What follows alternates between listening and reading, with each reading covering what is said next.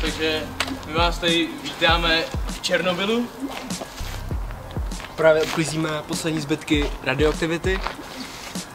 A chceme vás tady vidět 22.9.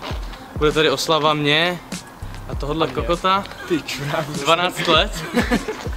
Těšíme se na vás. Teď vás chcem uvítat v naší restauraci. Tady si můžeme něco uvařit.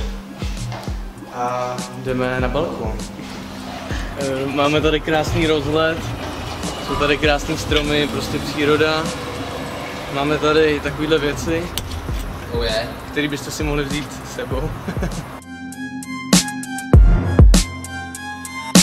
Takže teď se jdeme zbavit naší oblíbené televize.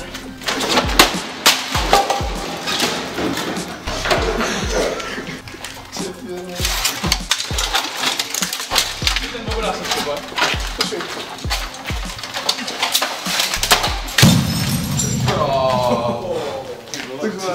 Černobyl.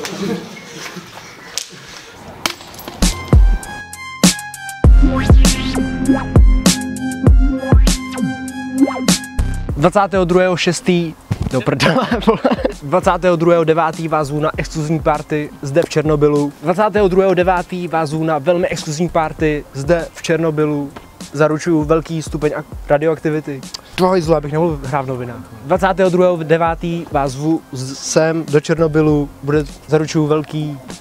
Káma, nebylo vyplynule, ty vole. 22.9. vás zvu sem do Černobylu, zaručuju velký stupeň radioaktivity, můžu zaručit i velký komín. To asi stačí, ne? Můžu zaručit i velký komín. Tady já si Anthony Montana. Tyhle dva mají narozeniny, takže 22.9. přijďte, přineste sebou 100. 36 korun.